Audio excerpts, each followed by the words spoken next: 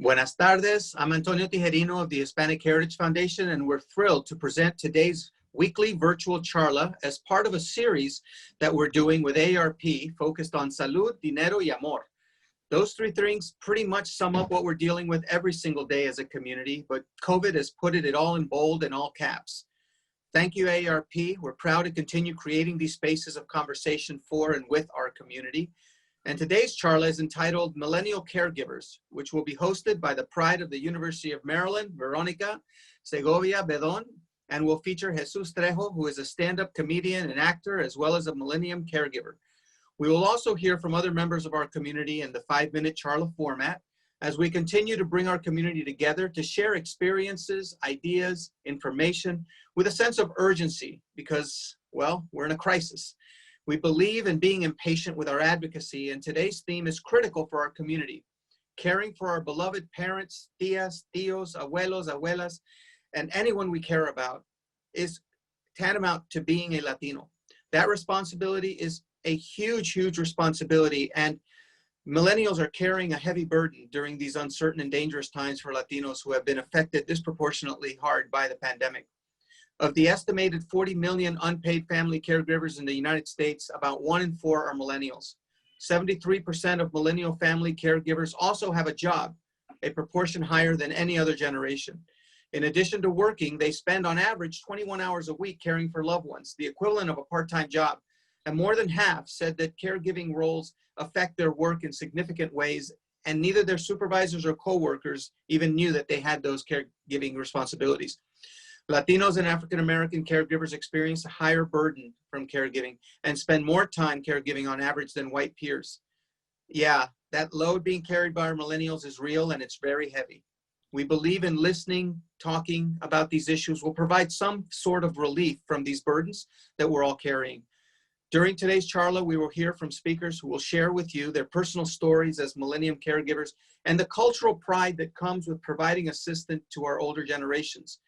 We also hope to leave you with resources, information, and new perspective on these examples of noble millennium caregivers carrying on centuries of proud traditions of caregivers in our community that started with our ancestors. In addition to Veronica and Jesus, I want to thank Victoria from New York, Luz from California, my hermanito and compadre, Adan Gonzalez from Dallas, and I just have to mention, whose papi was on a ventilator for 25 days and in the hospital for 67 days battling COVID and is recovering with Adan's help.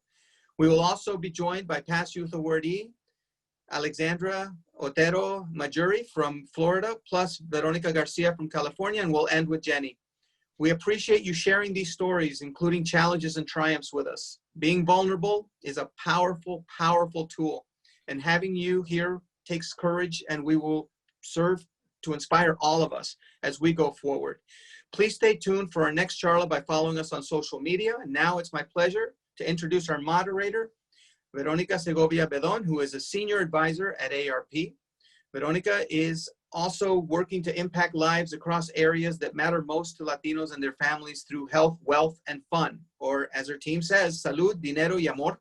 In her role, she applies more than 10 years of experience in digital, social, and mobile communications to reach consumers on key issues of health security and financial resiliency across key channels.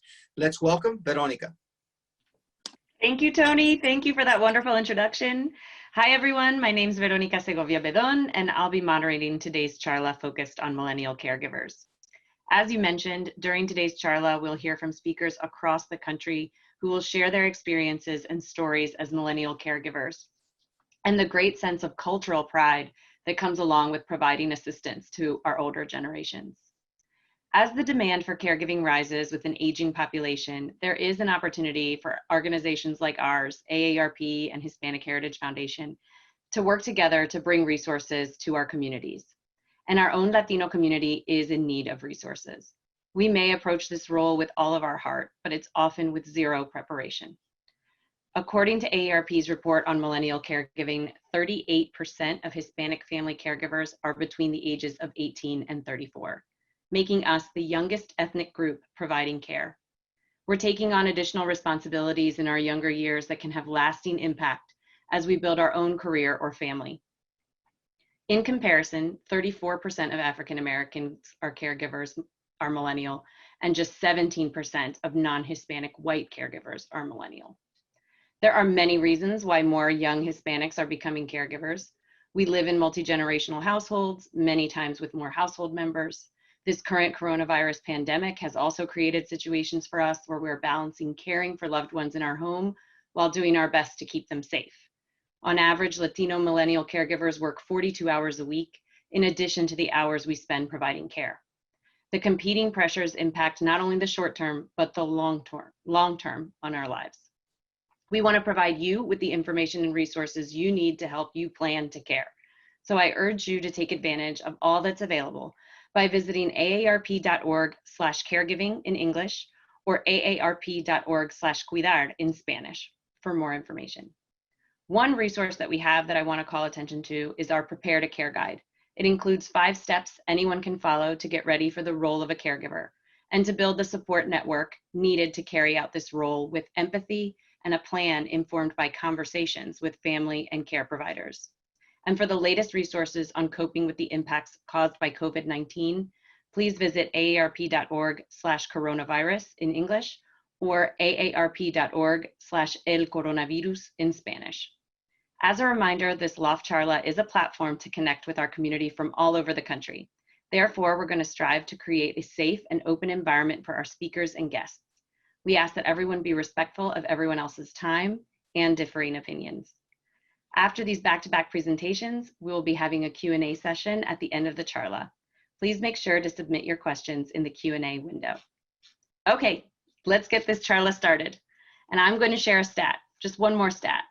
More than half, 57% actually, of Latino millennial caregivers are men.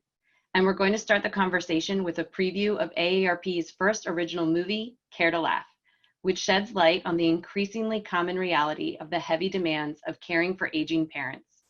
The doc features comedian Jesus Trejo as he pursues his dream of success in the comedy world while caring for his parents. Let's watch.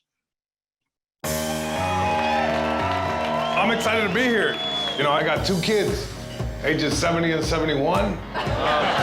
I met Jesus when he was parking cars at the Comedy Store. Little did I know that he was an extremely nice kid, but he was also a very funny guy, and he was a great comic.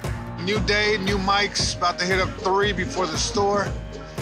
At Donkey's, doing the Melrose Mob mic run. I think he's only been doing it like 8 or 9 years. How fast he's grown is one of the fastest I've seen. You guys are looking at me going, what the hell is that? This guy looks like Napoleon Dynamite if Pedro had a kid or something, you know? Because he lives in Long Beach, he drives 2 hours to come to LA every night to do stand-up. And in the beginning, you don't play the Comedy Store or improv. So here we are, guys, Marty's. Sold out. You play shitty open mics where you have to wait 6 or 7 hours to get 3 minutes in front of nobody. And he did that for years. I didn't even know he was taking care of his parents. I didn't know any of that. Oye, acuérdese de que le vamos a decir al doctor ahora del azúcar que se le está subiendo. I'm sure we've all heard it where it's like it takes a village to raise a kid, but it's like it also takes a village to help somebody age gracefully.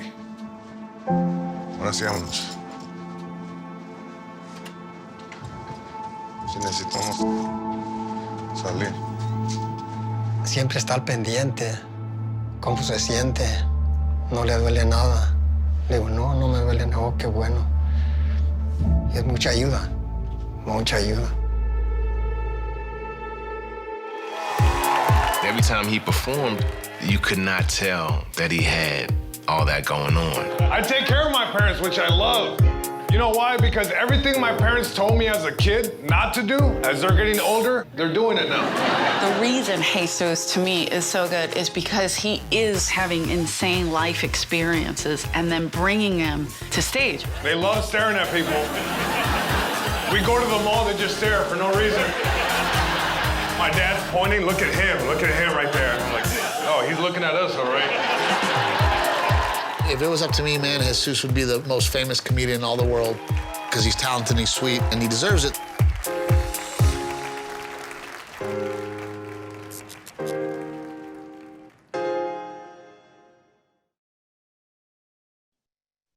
Wow. That is such a powerful testament of love. Amor. We are honored, very honored, to have Jesus Trejo joining us to talk a little bit about this film and his experience as a millennial caregiver. Welcome, Jesus. It's great to have you join us.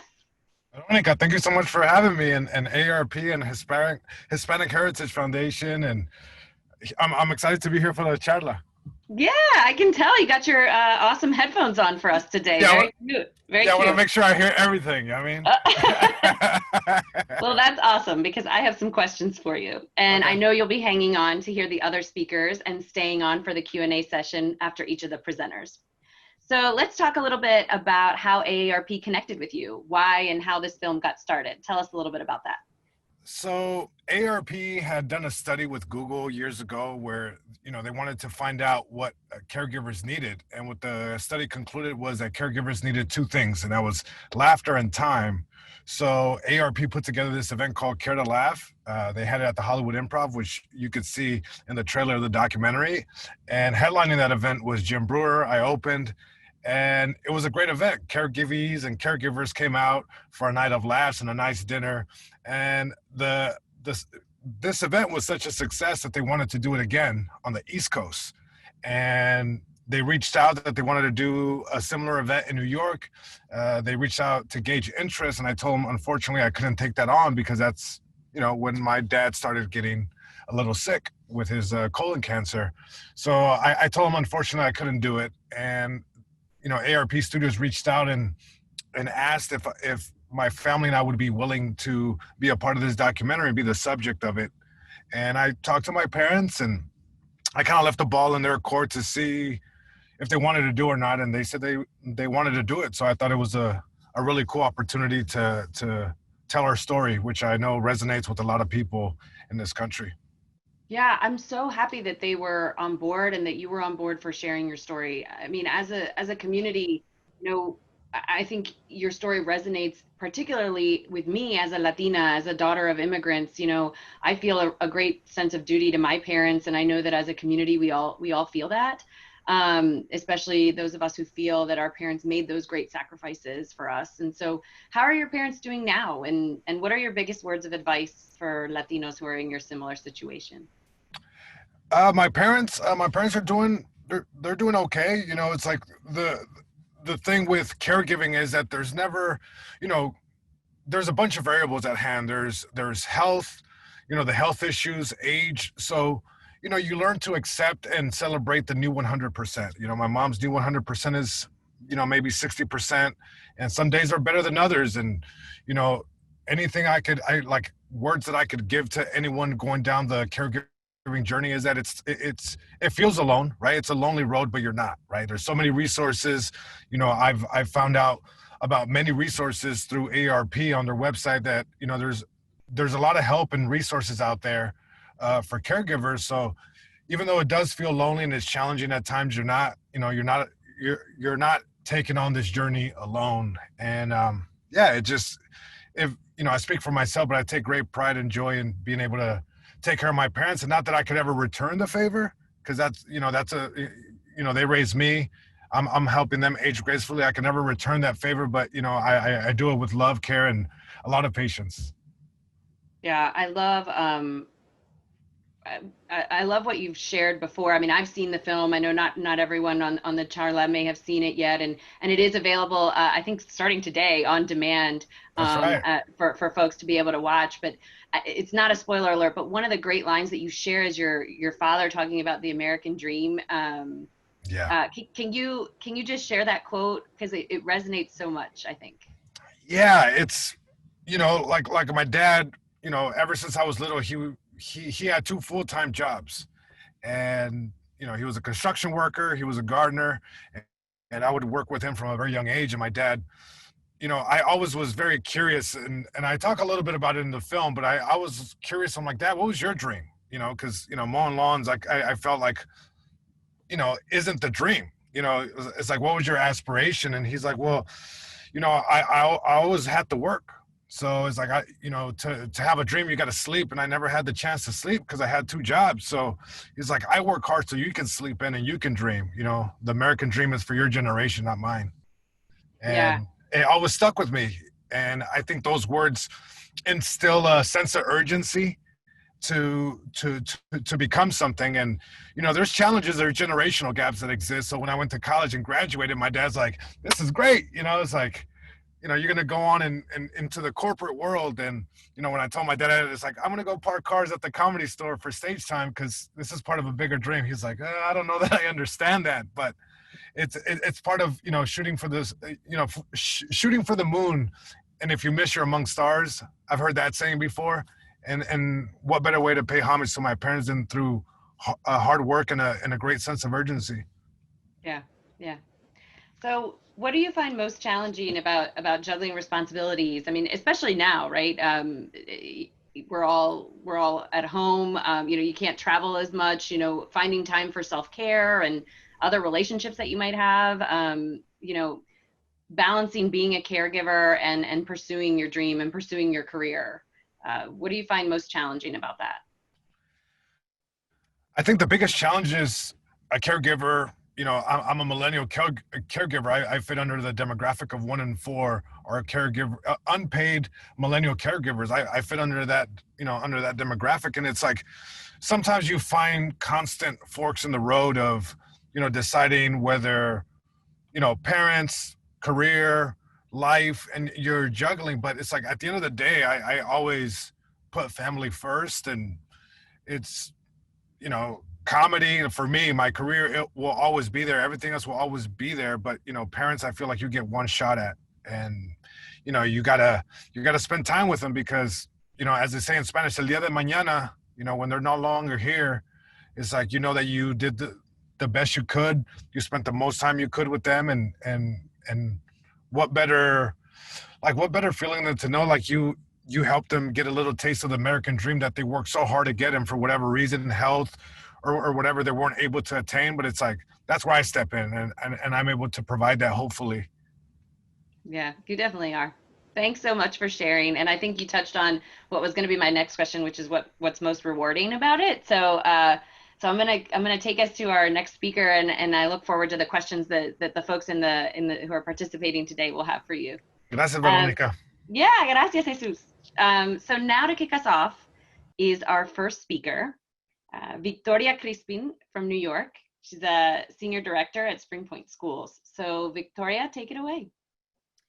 Thank you so much for having me, and I'm honored to be sharing a little bit of my story with all of you. I'm a second-generation Puerto Rican, and I intimately know what it's like to be a young person navigating adulthood and career, relationships, manifesting your dreams, and having the immense responsibility of caring for a beloved family member. I'm now retired in this role, as my father passed away in 2017, but it was at the age of 26 that I became a long-term caregiver overnight.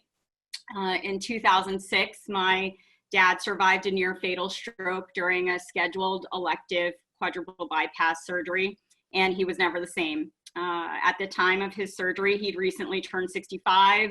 He was an active senior citizen and business owner of a transmission shop in the Bronx that he'd run for most of my life. He was an avid bowler and boater and loved the sights and sounds of the ocean, as so many of us Borincans living in the continental US long for. While we knew that there were some risks to the surgery, we hadn't done any type of contingency planning, besides me signing a power of attorney document at the 11th hour before the surgery, almost as a formality. And, you know, I had no idea how important this document would ultimately become. But he was supposed to be fine, better in fact after the surgery, but our worst fears became realized. And so at the outset of my caregiving path, I had no idea that it would last about 10 and a half years in total, that it would largely be overshadowed by the silent atrocities I witnessed in his last months and weeks in skilled nursing, hospital, and hospice facilities. And ultimately, I was completely unaware of the toll that prolonged attentive caregiving would take on me while trying to be functional in my own day-to-day life as a young person.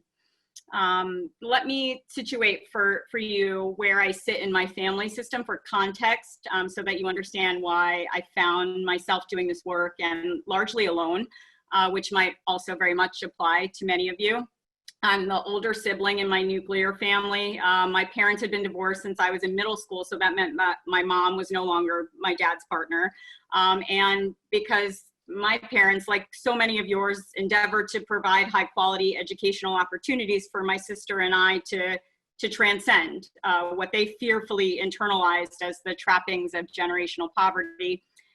I had some smarts, and I truly was best positioned, even at the tender age of 26, to do this work, because the ecosystem of support that had to be assembled and sustained to care for someone with significant traumatic brain injury, living in New York City on a fixed income, and given the current inequities in our healthcare system, you just had to have some amount of social capital to competently and confidently talk to the doctors, coordinate the specialists at the best institutions, and find all the workarounds to access services within a limited budget on Social Security.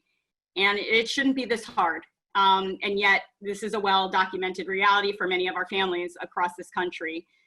We know that by design, we've been locked out of equitable healthcare outcomes for ourselves and our families, evidenced by none other than the current pandemic and the approaching 180,000 souls that we've lost nationally, in which we know that this number is predominantly comprised of Black, Indigenous, and Latinx communities, and tragically so. May they rest in peace. In my early days as a caregiver, I initially ran on fumes as Dad learned to walk and feed himself again, and then time passed and I just got better at doing it.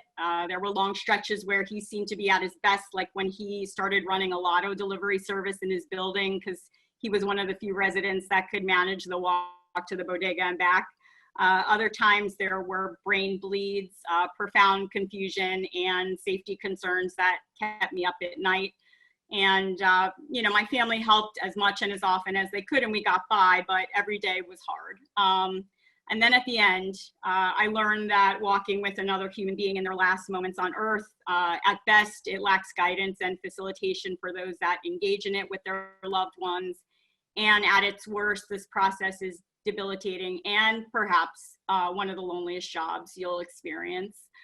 I many times also became a rabid lunatic, banshee woman in response to the barrage of neglect and mistreatment that our aging population, particularly our families of color in beleaguered communities, experience every day.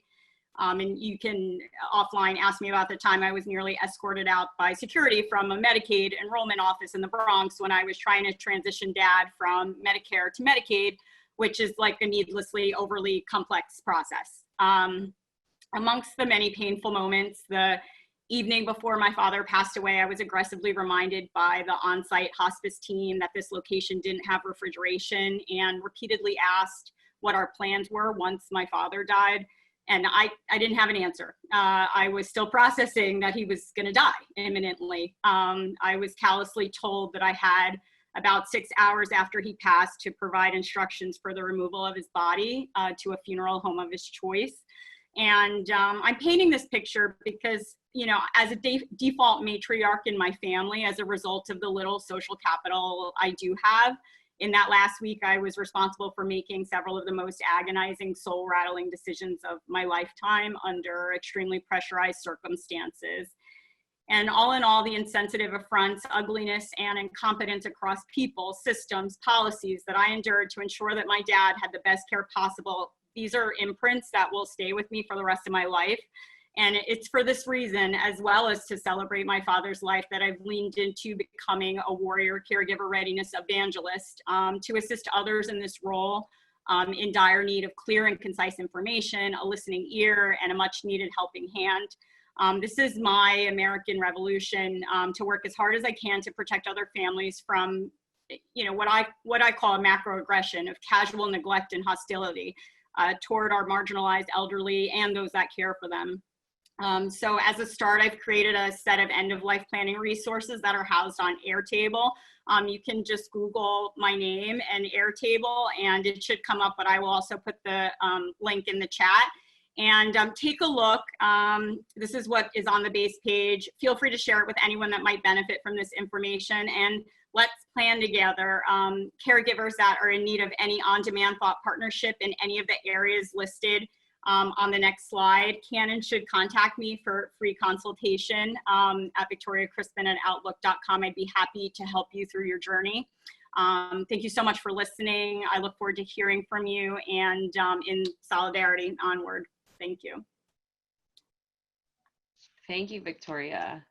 This is amazing. I'm so happy that we were connected. I'm definitely going to follow up with you. I just have some personal stuff going on with my older sister, who's actually incapacitated in a nursing home in New York, and had been estranged from our family for a long time. So we had no advance directive to make a lot of decisions under stress in a stressful situation. My heart goes out to you, and I just am so appreciative for you to share your story with us today.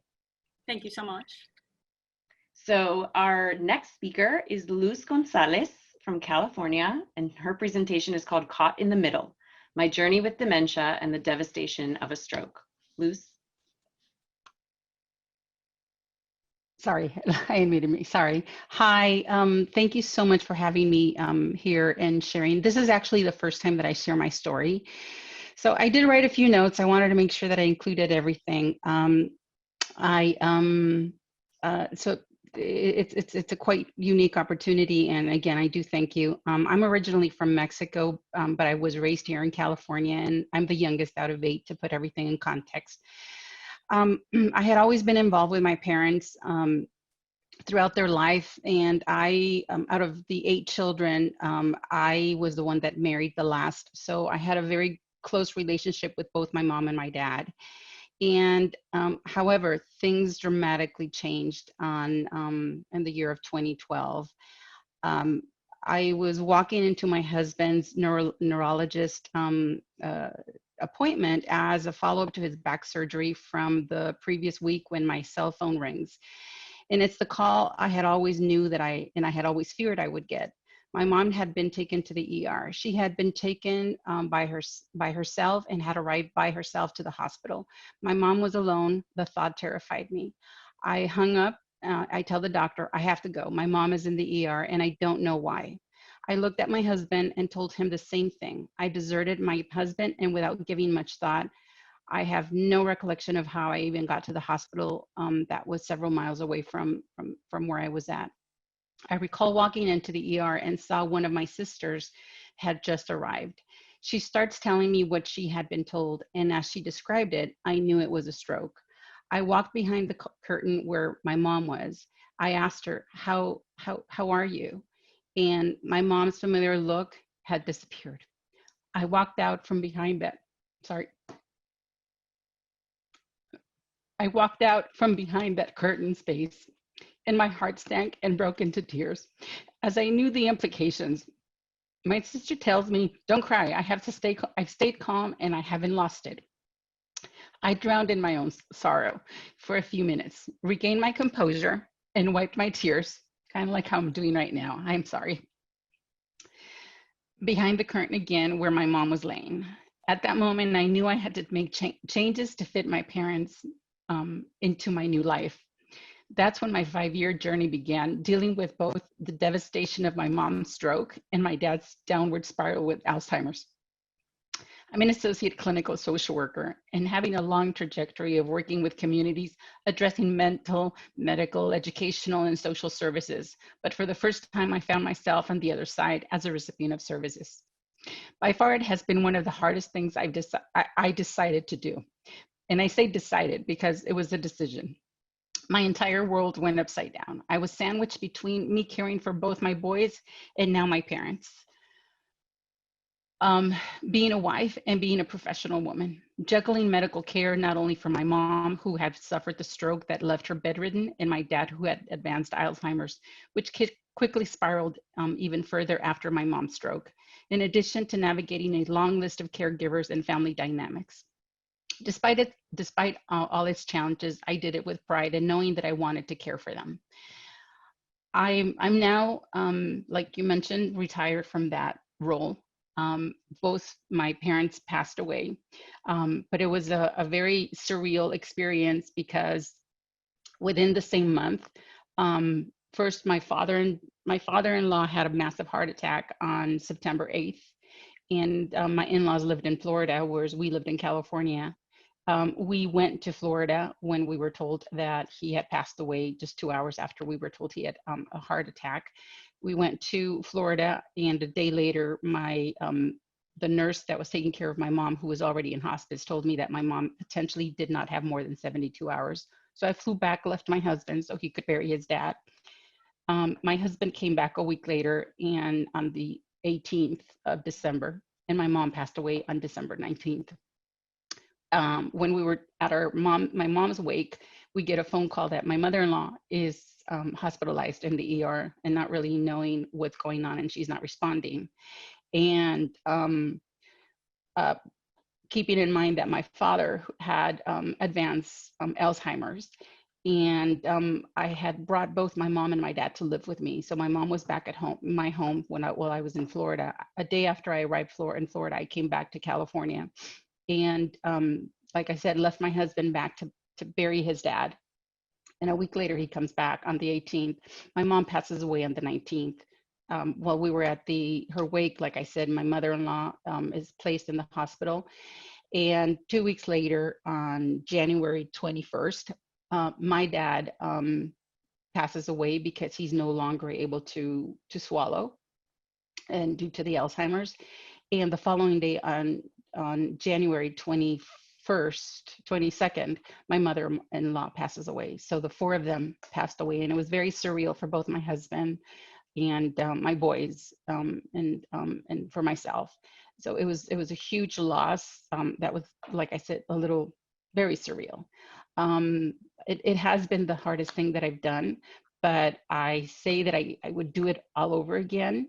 I might make some changes though, but it was difficult navigating, and I think also because of my the profession that I've been for more than 26 years. Sometimes I think it was a little bit hard to maybe realize that it was okay for me to go and ask for help. And being the youngest of the family, I took it upon myself to become the primary caregiver, and to bring my parents to live with me. And had it not been for my husband and for my boys, I definitely know that I would have not been able to survive. And I had many moments where they were I was not a nice girl, but I have to say that I survived it. And it's a hard struggle. And yes, it can be very lonely at times. Yeah, thank you so much, Luz. And, sometimes that strength comes across as not being very nice, but it's survival, right? And it's what you had to do. And there are a lot of notes in chat when you get a chance. If you take a look, so many folks sharing just love and admiration for your strength and resilience. So thank you for sharing today, Luz. Thank you. So we're going to go to Adan Gonzalez in Texas, and his presentation is Like Father, Like Son. Awesome. Bueno, muy buenas tardes. So I was thinking as I was listening to all the stories, and it's just the resiliency of our community. It's something that we take for granted, but I think it's part of this we should adopt a part of our culture. I'm gonna start my story. When I was 6 years old, my dad was shot in front of me, and our family was a family party. He was dragged about 2 to 3 blocks and remained disabled for 18 months. That was when my older brother and myself started working our first real job. Trabajamos en la pulga at the flea market, selling drinks, snacks, movies. And it was to help our parents buy our school uniforms, afford the rent. The list goes on. And since that moment, again, I was 6, when I turned 8, 8, 9, we started learning, in the ESL class, I started learning English. And apenas sabíamos español también, pero we became the translators, and that means we were the doctors, lawyers, everything for our parents. And I share that with you guys because it comes full circle. Today, where I'm at right now, luckily, because of all the hustle that we learned to survive and adapt, I was able to go to Georgetown for my undergrad, then Harvard and Columbia for grad school. But I say that for the only reason that although I am educated, this April, it was really put to test. My dad tested positive for COVID because he's an essential worker. He's been a janitor all my life. And when that happened, it was the beginning of navigating the healthcare system again, of like calling and trying to get an appointment. And they're like, oh, you don't have symptoms, we can't see you. Oh, you've been exposed, then we can't see you. It has to be virtual. So then I had to lie, get him into an early clinic where they checked him, and they said he had pneumonia. No, they said he had symptoms of bronchitis. So we're gonna leave, and because the medication weren't able to get faxed to the pharmacy, they had us wait in the room. Then someone else checked the x-rays. They found out he had pneumonia in his lungs, and we were like seconds from leaving, which turned into go to the hospital because he has COVID. And when we turned to the hospital, I mean, I dropped him off, couldn't go in. Again, this is at the beginning of the stages. Calls me, dice, mi hijo, me están poniendo máquinas, que no estoy respirando bien. So all I could tell him was like, Dad, like, you know, lo bueno que está pasando ahorita, not when Italy, when people don't have room and space for people, right? Again, this is April. And he was in the hospital for the first time for 2 days. They gave him the Trump hydro whatever medicine. Yeah, when it was barely being tested. And he came out. I picked him up the second day. After 2 days of in the hospital, he was good for about 3 days. And then on Friday, my dad, we talk all day, every day. And no me marcó, y se me hizo extraño, and I called my mom, like, papá, no está dormido, mijo. I'm like, okay. And then I left my dad a text, and I'm like, papá, me marcas. So my dad calls me at 4 a.m. and is having a conversation with me like nothing is happening. And then I realized he wasn't conscious.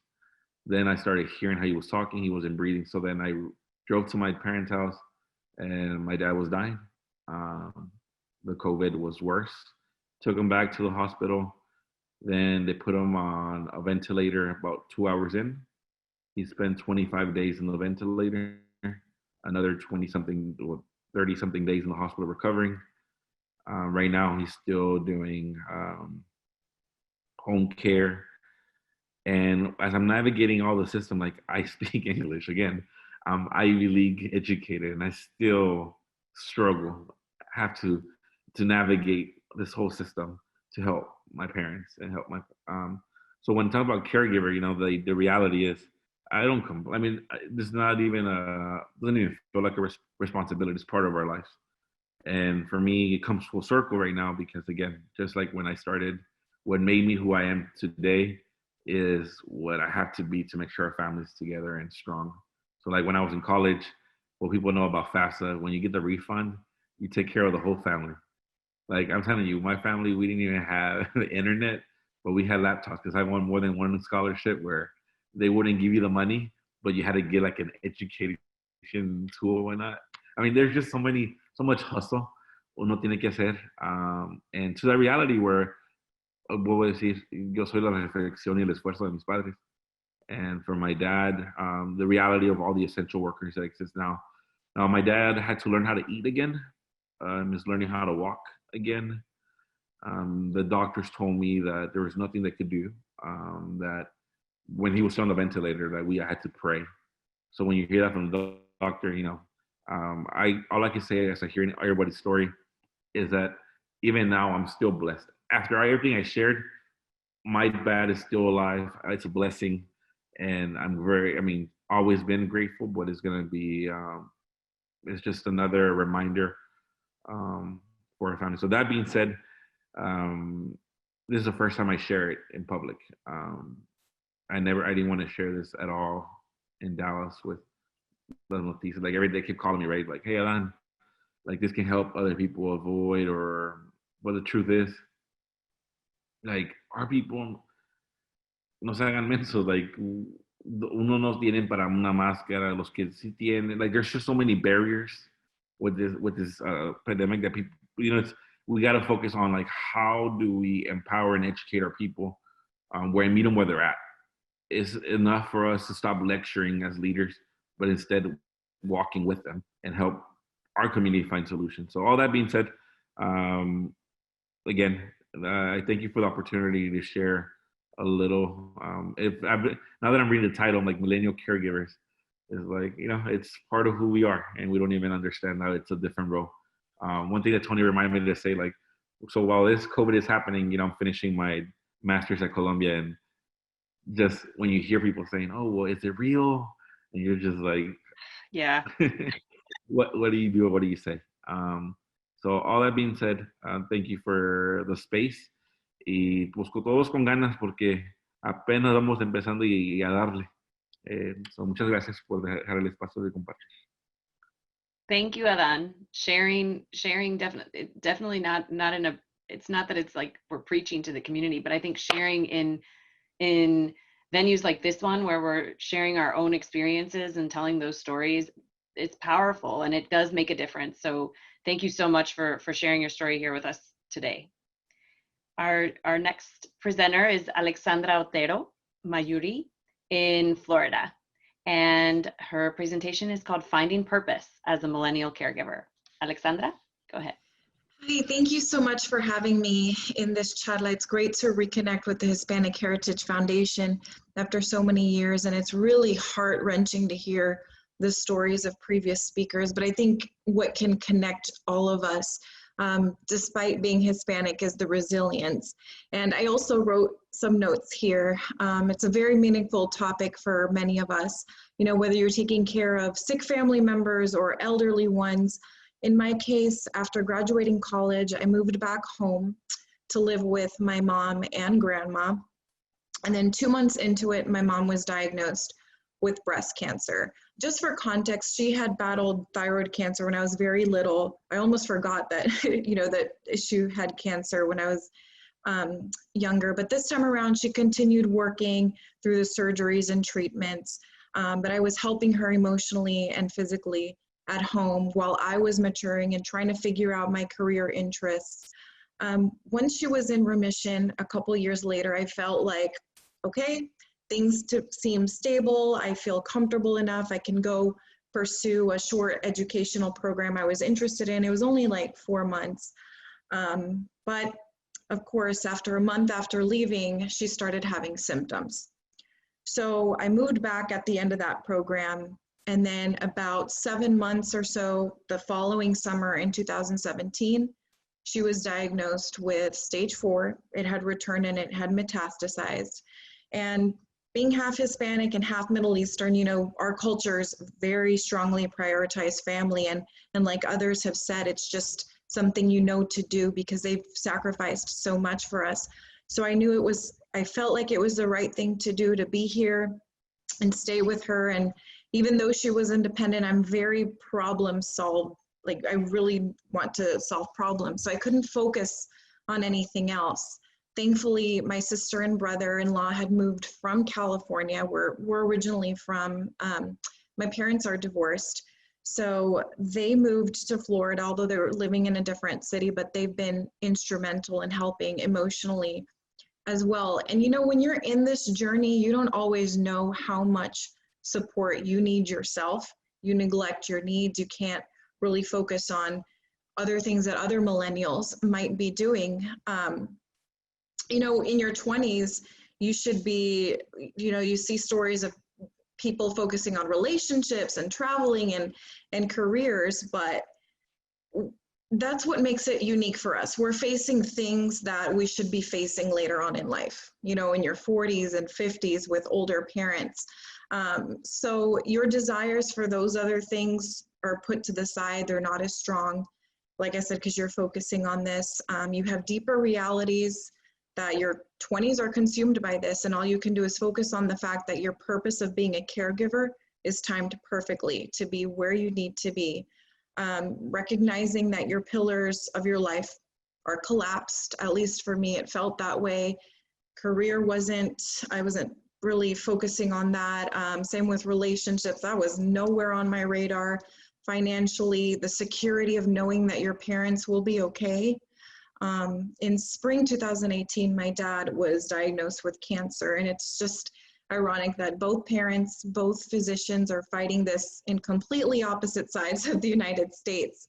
But that's when I felt that, okay, I feel burnt out. Like, this is a lot.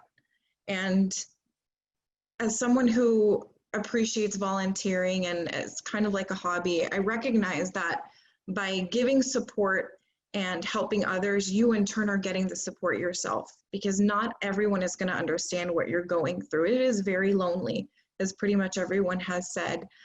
So I found the Young Professional Board of the American Cancer Society locally, and I thought, this is great. I could channel the purpose into cancer fighting and put that energy into that to kind of, I guess, self-soothe and cope in a way. And ultimately it rewarded me with some support needed just by being part of it, but also I think sharing our stories is helpful as well. And the timing of this couldn't have come at a better time. I'm actually driving to Texas tomorrow.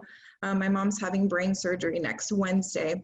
So once you're a caregiver, it's like you're pretty much always a caregiver. And when you reflect on it, you grow up a lot. You really grow up a lot. I'm sorry, I get emotional sometimes, but you are still the same, but you have a deeper appreciation for the things that matter most in life. And my heart really goes out to all the other Hispanic millennial caregivers on here that have had to deal with the passing away of relatives. And that's something that I try not to think about. You know, you just take one day at a time. But something that is very unique to the Hispanic community is our resilience and putting family first. And there's no question about it, and stepping up when we need to. So I appreciate this opportunity to share my story. Gracias, Alexandra. Thank you so much. Thank you. Our next presenter is mi tocaya, Veronica Garcia, and her presentation is Multigenerational Love and Support. Veronica? Buenas tardes. Thank you, Hispanic Hysteria. Yeah, I'm so excited, even though this topic is so heavy. Hopefully I will not start ugly crying. Just brace yourselves for that, because it does happen. So thank you to the Hispanic Heritage Foundation and AARP for this incredible opportunity to share my story as a millennial caretaker, sending love and light to everyone navigating countless challenges during the pandemic. As a first-generation college graduate and American, I'm part of the sandwich generation, meaning I'm carrying 2 generations on my back: my father, and before she died, my mother, and my 2 kids. Maria de la Luz Garcia and Jose de Jesus Garcia, my parents, migrated to San Francisco from Guadalajara, Mexico in the 70s in pursuit of the American dream. They met in ESL class in San Francisco, were married in the early 80s. I'm the youngest child of 2, grew up Catholic with a strong faith in God, a deep sense of pride in my cultura, speaking Spanish, getting hit with the chancla when I got out of line, and saw my parents sacrifice their life and bodies to give my sister and I a better life. At 24 years old, I became the caretaker to my mom, que en paz descanse, while I was in college. At the time, I was raising 2 children of my own, but couldn't overlook the inequitable, poor healthcare treatment my mom was receiving, a common experience for working class people. I witnessed a disregard for her life as she shared her difficulties with breathing during visits to the emergency room. Eventually, she was diagnosed with congestive heart failure and underwent 2 open heart surgeries in 18 months. Being a caretaker to my mom required me to be her advocate, to go tooth and nail for her on many occasions because medical professionals did not take her health concerns seriously or treat her with the dignity and the respect that she deserved. She needed a heart transplant to live, and I vividly remember her social worker at the time telling my mom, "We're going to remove you from the wait list. We don't want to waste a heart on you." I was livid. I used my agency to file a complaint with her superior and worked my butt off to get her switched to Stanford Hospital. Even receiving care at one of the best hospitals in California was challenging. As a caretaker, I code switch, meaning I had to teach myself the language of medical professionals and use their terminology in order to be the best caretaker I can. I also have to be on my toes at all times because the stakes are so high and there's no room for error. After 11 years, countless hospitalizations, 2 open heart surgeries, and 2 strokes, my mom passed away in hospice care with our family by her side. She was given a couple of days to live, but lived 2 weeks after she was released into hospice care. That time gave me the opportunity to plan her funeral with her. My mom had impeccable taste, and I knew it would be a disservice to her to bury her without her having a say in all of the details. down to how she wanted her makeup done, what color her nails would be, how she wanted her hair done, the details on her casket. I remember she was still in the hospital, and I FaceTimed her while I was picking out her casket because I wanted her to be able to choose the color, the details, the design, everything. And if you knew my mom, you would know that was the right thing to do. Talking about death and planning ahead was very taboo for our family, but it was necessary for me to push to have those conversations. Now I'm the caretaker of my father, who's extremely high risk for COVID, a dishwasher, was laid off when COVID hit, and has multiple health issues. Every single day, especially during this pandemic, is hard. In the middle of back-to-back Zoom calls, I'm often going tooth and nail to make sure he has what he needs. I ugly cry all the time because of the barriers in place that prevent me from getting him the services and resources he needs. I often also think about all of the people that don't have a caretaker to take care of them and to treat them with the dignity and the respect that they deserve. We have to be able to see the humanity in each other, especially during these times. No matter how hard any situation is, at the core and sacrifice of challenges is love and support. Love for my dad because he is my hero, the most honest and hardworking man I know, and because he deserves to have someone take care of him and pay forward all of the love and support he has given me my whole life. We also never know what others are experiencing, no matter how well they may look.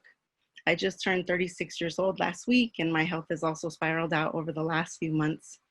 I have multiple health issues, and my daughters have become my caretakers, creating multiple generations of caretakers in our family. It's a privilege to be healthy and able-bodied, privileges I'm working towards having again someday. As a millennial and caretaker, nothing makes me more proud than to know I'm raising the next generation of our family and taking care of my dad. My kids may not always listen to me all the time, but I'm glad I've raised them to understand the value of caring for and supporting those who we love. Thank you. Thank you, Veronica. Thank you for sharing. We're going to go to Jenny Garcia-Espinosa in New York, and her presentation is Caregiver, College Student, and Aspiring Software Engineer. Hi, everyone. Okay, so it's my first charla, so I'm gonna talk about my little notes that I have here. So I'm a caregiver for my mother who has Parkinson's and dementia. She was diagnosed with Parkinson's back in 2013 and dementia in 2018. So I wanted to focus on the importance of mental health, especially with caregivers. You know, it's very, it could be very stressful and very emotionally charged, what we may be going through with everything. And especially with this like trial that we have now, I'm like tearing up a bit. So, but my focus is on that, and it's okay to ask for help. We went through a tough situation, especially with her dementia that can be very intense. And we went through a period of when she was very, sometimes physical dementia can do that, but also in the middle of this type of illness, you are trying to separate the person you once knew and this new identity that they have with dementia. So with all this can be summed up to an event that she was hospitalized back in, I'd say last year. Time goes pretty quickly. But she ended up falling and she was hospitalized for like about a week, but that was very intense just because we had issues already in the family. Like, you know, I have a large family, so, you know, it's not always perfect and there's arguments and things like that. And especially with this condition that she has, it could be very overwhelming emotionally. And at that time, I was also trying to juggle my studies, work, and trying to plan out, you know, how am I going to get an internship in the future and how are we going to manage all of this?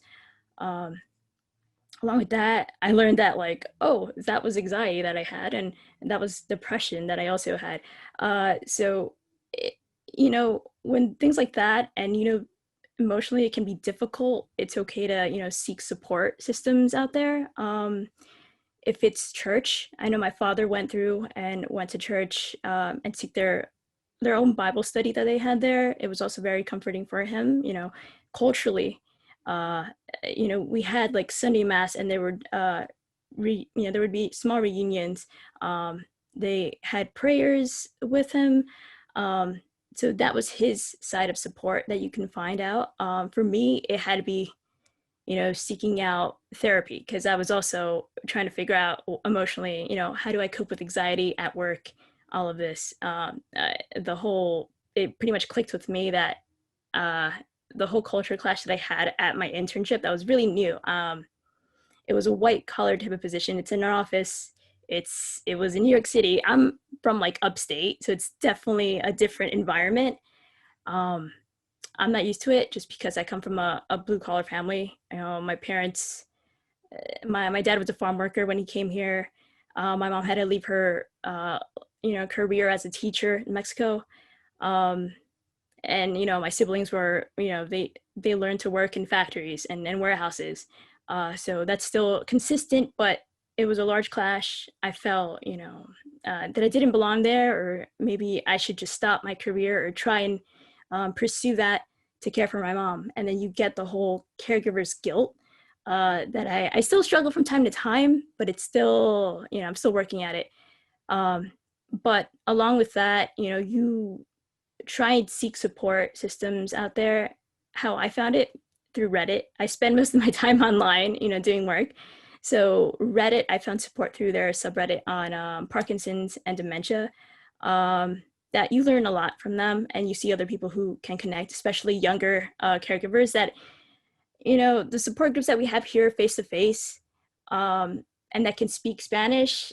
The closest one would be about an hour away from here. So it's a drive, and it's also, it's a new thing. Emotionally and through, mental health is not something that we talk about, especially with us as a culture. It's new. We're used to having that pride that comes with hardworking, that we can do this all by ourselves. And my father is also an example of that. And, I am also like that from time to time until anxiety gets to me and I'm like, oh no, that's definitely not. We have to stop that. We have to ask for help. It was, certain events where my dad would be really stressed out, or anxiety, or the feeling of like, mom's changing. We don't know when that time would come, especially, 1 month or in this year, she might be okay, but who knows what's going to happen later on. So it could be very stressful. And especially if you have a large family, you can may be dealing with like a whole bunch of other issues that, their family might be dealing with something. It can get very overwhelming, but what I'm trying to push is that it's okay to seek help. As much as we would like to care for them all the time, or a necessity, a connection that, who else would care for them? We have to balance it out somehow, but it's also good to keep in mind that, if we cannot help ourselves, how do you expect to help them, right? If I'm not okay, or if I'm really stressed, that can affect, her. So we all need to take our breaks, and we all need to, take our breaks, seek help. It's okay. I mean, if it's, una comadre, that they know and they're very, attuned and they know our family, have them come over and, care for her for a few hours. That's fine. That's okay. It's not making you look weak or that you can't do it. It's that we need a break sometimes. And if it's not possible, we have to look for, some help. I know that we came to a situation after her hospital stay that we had to look for nurses. And we only had that for a small period of time because we couldn't afford it, or our insurance can only cover a certain amount of visits. So we're still working on it. That's a lot of things to juggle, but just know that as caregivers, we have to also take care of ourselves, not only physically, but mentally. I think that's it. I hope I didn't ramble too much on there. Jenny, thank you. No, I mean, the airlines were onto something when they tell us all to put our own masks on first, right? Like you can't help somebody else when you're not helping yourself. And that's something that we all struggle with. What you're saying is absolutely true. And even more so in big families, because everyone has an opinion and everyone, not everyone's always going to agree. I think what Veronica shared around just planning, and what Victoria shared earlier too, you know, being able to have these conversations with one another when we're before the situation or in advance, as hard as that can be, it can actually, you know, once we're in the situation, we can then sort of, it's really hard, but like just once we're in the situation, we can look at it and say, okay, this is what we wanted, or this is what we had planned. And so I'm just thankful to you for sharing your stories, everyone today for sharing their stories. Thankful to Hispanic Heritage Foundation for creating this safe space. This isn't, you know, this is a really safe space. I think psychologically safe, right? And that's really important when we're looking for support, when we want to learn from one another. That's where that can take place. So I am so thankful to everyone. I think we have some time for question and answer. So I'm looking to just make sure that no one's telling me to wrap up. So let's go to the Q&A session. If you'd like to submit a question and you haven't yet, please do so in the Q&A window. If you have comments, please share them to all attendees and all panelists so that we can all see the feedback and the thought starters or any comments that folks have. So let me go to the Q&A portal here. Okay, so this is an anonymous question for Jesus, but I'd love for, we'll start with Jesus and then any other panelists who may have something to chime in.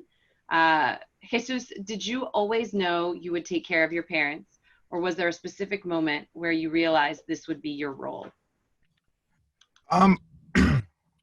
Which, by the way, thank you everyone for sharing the stories. I mean, I was tearing up, and I could definitely relate to different instances. But I think as the role that I have now as a caregiver, I feel like I always like I knew from a very young age, because it was translating. It was being the doctor, as it was said before. It's like, you know, you have these roles that kind of prepare you for the unthinkable. And I had the role of caregiver for my mom when I was younger, because her health was always very delicate, and, you know, my dad, and, you know, so by me being the interpreter, you know, going to doctor visits, interpreting for my parents, uncomfortable conversations for my mom and the doctor at, say, 9-10 years old, where you could barely translate. It's like, at a very young age, I realized that this is something that, like, this is a responsibility that's only going to get bigger. And you know, with time, it's almost like, I don't know if you guys seen the movie Slumdog Millionaire, that everything in the past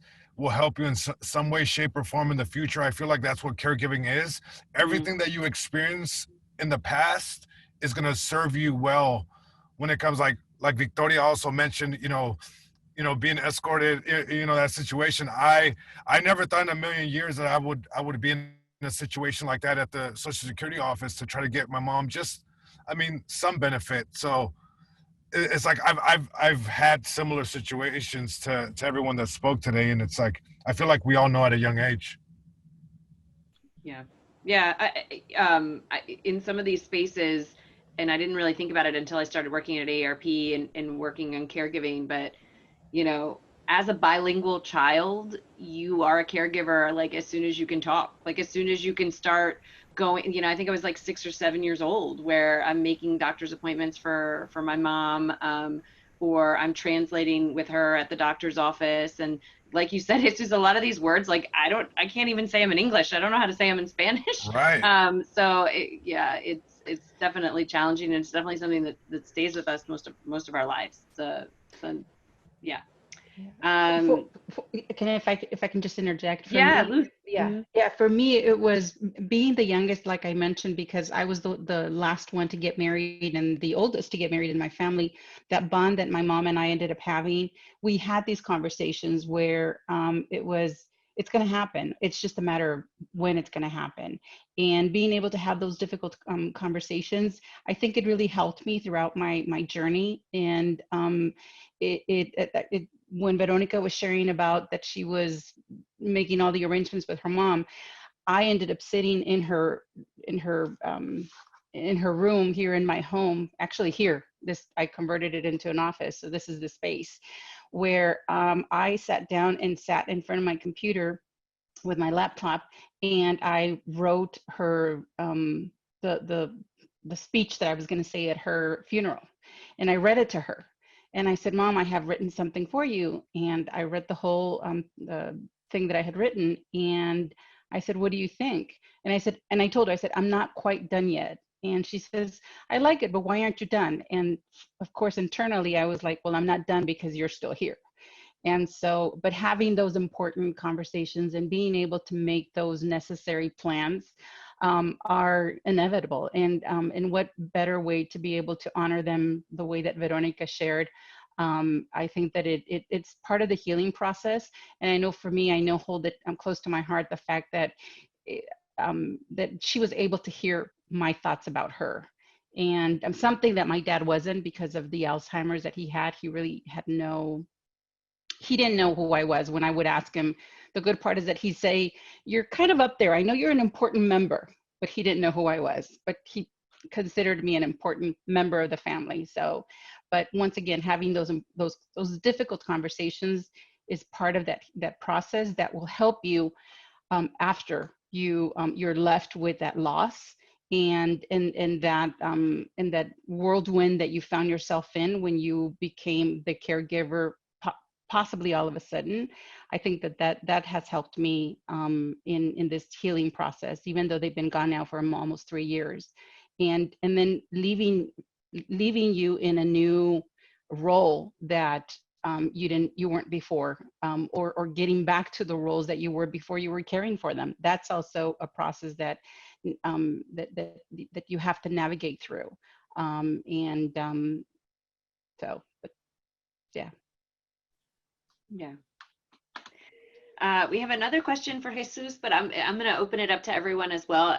It's from Abby Zapote Cortez. I'm so happy that you're here, Abby. For Jesus and anyone else who wants to chime in, what's one resource that you would share for new caregivers?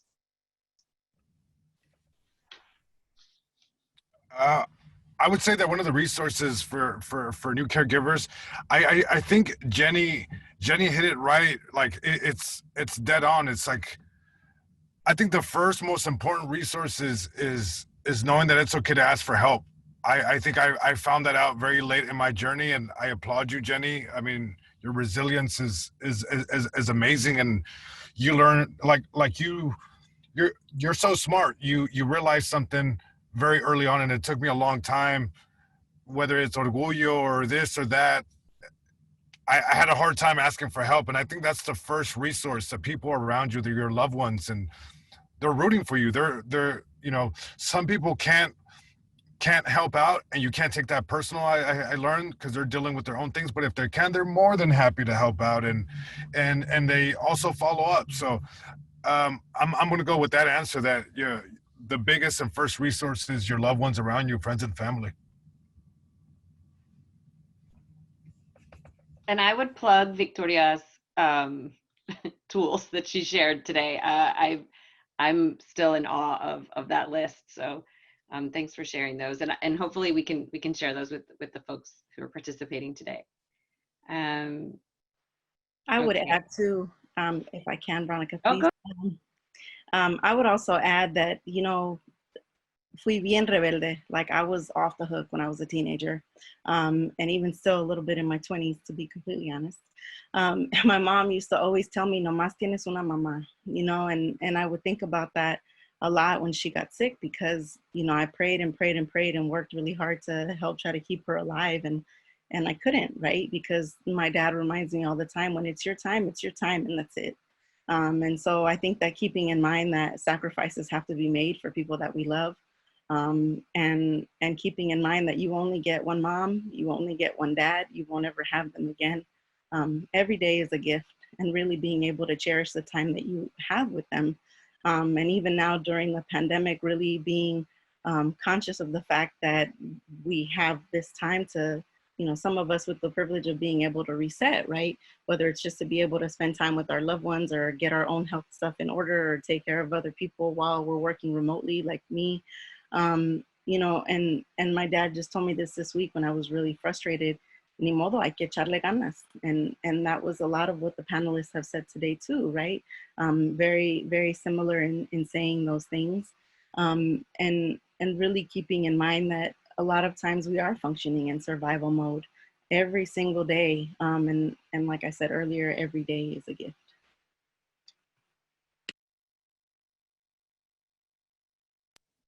Yeah. Thank you, Veronica. We've got some other great questions, and this is for anyone who wants to share. From Jessica: how do you manage boundaries with family members, especially those who come from a big family?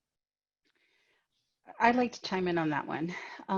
Again, coming from a family of 9 kids and being the youngest one, I think that the biggest challenge is learning to accept that not everybody's going to become equally involved or minimally involved. And I know that for me, that was probably the biggest challenge, because for me, my mentality was, she's your mom, she's my mom. I mean, that it should happen, you should be here.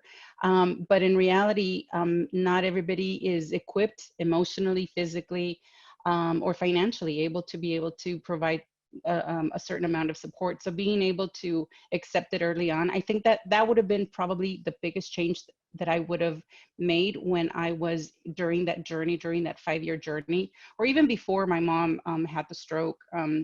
The level of involvement from my siblings was very different for each one of them. And so me being able to come to terms that we each had our own level of ability emotionally to be able to become involved, that I think that my journey would have been a lot easier, because my expectations were, I'm giving it 150%, then I expect you to give it 150%. And that wasn't fair to me, that wasn't fair to my siblings, and it wasn't fair to my mom either, because it created an environment that wasn't necessarily the ideal, even though thank God we always managed to work things out, and we were very civil with each other and supportive. I mean, now that I see it, but I think once again, it's those expectations that, because if you take the lead as a caregiver, not everybody's going to be wanting or capable to be able to take that lead, and you having a better understanding and acceptance of it. Yeah, if I could just add, I think, you know, I echo all of that. And I found that it was so helpful to give my extended family like little jobs that they could do, right, in ways that they could plug into the support in the ways that made their spirit shine the most, right? So my dad's sister was like very much, you know, she's always got something to say about what Victoria's doing or not doing, more so. Great, she can cook and have him over all day Saturday and complain about me to her heart's content about what I'm not doing, and you know, and we made a 10-year routine around that, right? And you know, some of my dad's nieces then tacked on to that type of support, right? So it was like, you're like a producer, and you're like, okay, you're gonna do this, you're gonna do this, you're stay out of my lane, you know. It's a little, that's like where my project management brain goes. It's like, how can you, and more so, you know, out of love, like how can they best be in service to your family member in a different way, you know? Yeah, I love that perspective around just managing the project, managing ourselves, but then, you know, the support network, right? So while I wrap up, because I have to wrap up, unfortunately, but this has been such a great conversation. So thanks again to my colleagues at AARP, thanks to Hispanic Heritage Foundation, thank you to all our speakers. I'm gonna take 2 seconds to plug 2 things. So one is the Prepare to Care guide that AARP has available in English and in Spanish. So it's at aarp.org/prepare to care. And you can find that is the care guide that I mentioned earlier that has like the 5 steps. So just take a look. So whether you're a caregiver right now, or you know you're going to be, or you know someone's going to have to care for you, it's free. And the 5 steps in there to consider include building a support network, and include sort of assigning tasks or different roles to folks. And so I really appreciate what Victoria just shared. And then the other piece that I want to share and just plug is the Care to Laugh film. So if you're just joining us and you didn't get a chance to see the trailer, you can see that at aarp.org/care to laugh. And for those of you who are AARP members or in a household with an AARP member, you can view that film for free through our member portal. So thank you very much to all our speakers and all of our attendees for joining today's charla. I hope you have a great weekend. Gracias.